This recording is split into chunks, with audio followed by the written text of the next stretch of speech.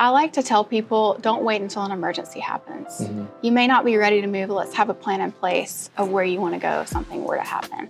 But a lot of times we are working in crisis because people don't really think to plan for this type of thing until something happens. You can really bring us in at any point, but I like to say, let's have a plan in place just in case.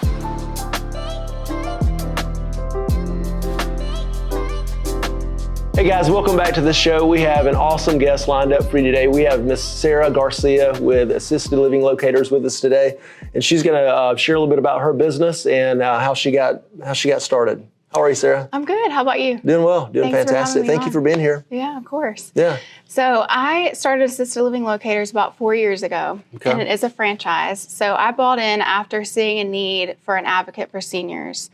I started working in a rehab facility, so we would have people ready to discharge after Medicare stops paying after a certain amount of days, and then families are left after their loved one has had a fall or a broken hip or something, and then maybe it's not safe for them to go back home. They need options out in the community. So we started having families ask, well, what are the good places around? Can mom go back home? What does that cost to bring in care at home? Does insurance pay for any of this? How much does it cost? What are the good places? And so I saw a need for someone to step into that gap and offer that education. So Sarah, as a senior care consultant, what can the consumer expect from you guys? How do you help them? So my consultation usually starts off in someone's home or at the hospital, wherever the client is that's needing help. And often there will be a family member there. So we'll just talk about the situation and what's going on. Is it appropriate for the person to go back home and receive care in the home? And I can provide those resources. Or is it time to think about moving to a retirement community? So the good thing about my service is I've been to all their communities. So I know what they cost. I know if the care is good. I know where they're all located. I have contracts with all of them. So none of them are off the table when you work with me. Nobody's paying me extra to talk about their place. So I'm an unbiased advocate for the family. So we can really narrow down, like, what does mom need? Where is she going to be happy? Does she want like a smaller place that's more of like a small town feel, or is she going to be happier in one of those high-rise, like really nice places? So we really hone in on what's important to the family and match up their needs. And then I go with them to tour. So I'm there with you every step of the way, and we try to narrow down your options. And then I help with the transition process as far as like recommending movers, or like if you need help with your finances, or any kind of resources, I can bring those in along the way. Yeah, that's great. So these are not individuals who just need 100% care. So you mentioned in-home. So if someone says, hey, I don't want to go to a assisted care facility, I'm not there quite yet, but I need somebody to come into my house to stay for a couple hours during a day, or maybe pop in once a week, or you can even assist there. Yeah, absolutely. And a lot of times if the person is really resistant to going to live somewhere, introducing somebody into the home first can be really helpful, because they're starting to get a picture of like, what is this going to look like? And so having somebody into the home is a really good way to start that conversation. Yeah, kind of starts them off a little slow, kind of eases them into the water a little bit at a time.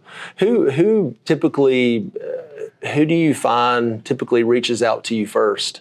Is it the person that needs that care, or is it maybe one of the loved ones, maybe the son or daughter who says, hey, we really need to bring somebody else in. This is kind of bigger than us. We've got a lot of questions. Usually the senior is not the one like excited to move. Yeah, they're independent. They're like, leave me alone. No, I can do this. So usually it's a son or a daughter that's starting the conversation. And a lot of times they come to me before they've broached the subject to their parent. So then we talk about strategies like, okay, what do I say to my mom? And so we can kind of talk through that and get a game plan before we get started. Yeah, that's good. Kind of give you some context around the situation and what's happening, and say this, stay away from this, don't do this type scenario.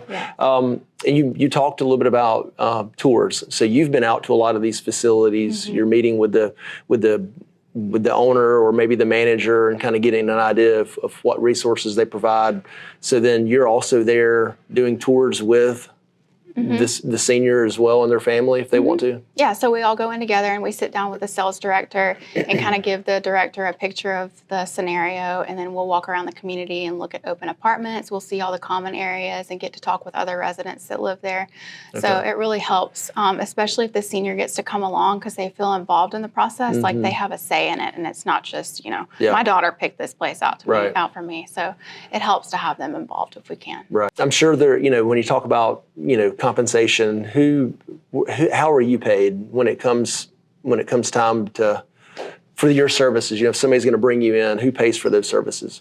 The senior living communities do. So I have contracts set up with all of them to pay me a fee when I have a new resident move in. So the family never pays me anything. It doesn't cost more to use me, kind of like a buyer's agent. Yeah, exactly like a buyer's agent. Yeah, that's great because the seller is paying us when they go to sell the house, and the buyer's agent, it just makes sense for them to work with somebody who's professional, who knows the lay of the land, if you will, kind of help navigate some pitfalls, and they don't pay anything for it. Right.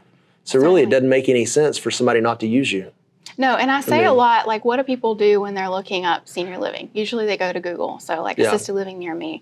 So you're going to see in the Birmingham area maybe 100 facilities pop up between all the levels of care. There's independent living, assisted living, memory care, and nursing homes. So that's a lot of places to comb through for a family that's in a crisis. So I've already done all the research. So if they call me, I can narrow it down to maybe 2, 3, or 4 places, not 100. Yeah. So I can just make the process simpler and less overwhelming. Oh, yeah, I bet. You think from an overwhelming standpoint, even when on the buying side, it can be overwhelming when I think about, the process of looking for a home and getting financing for that. And then you've got the home inspection, and then you've got the title, and then you've got, and so it can be pretty daunting. But if you break it down and you've got someone like myself to kind of walk through that process, and in your case, you've got someone who's an advocate for the senior, who steps in and say, hey, I've seen this facility. I like this facility. Here's what they do.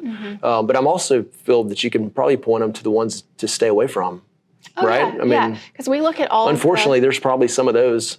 Yeah, there is. There's not too many, but we keep an eye on the Department of Public Health. They go out and see all these places on a yearly basis, and so there's surveys that we can look at to see the deficiencies and what's going on. We keep an eye on reviews and feedback and all that, so we can really give you the whole picture. Okay, that's cool. How early in the process should someone contact you? Really anytime, but I like to tell people, don't wait until an emergency happens. You may not be ready to move. Let's have a plan in place of where you want to go if something were to happen. But a lot of times we are working in crisis because people don't really think to plan for this type of thing until something happens. So you can really bring us in at any point, but I like to say, let's have a plan in place just in case. Tell the viewers a little bit about how to find you if they have a loved one they'd like to call and kind of pick your brain about. How do they find you? So I have a website. It's assistedlivingbham.com, or you can always text or call me, and my number is 205-775-6006. Sarah, thanks for being on the show. Guys, if you have any questions at all, please give Sarah a call. She would love to work with you. Thanks for joining us today. We'll talk to you soon. Bye.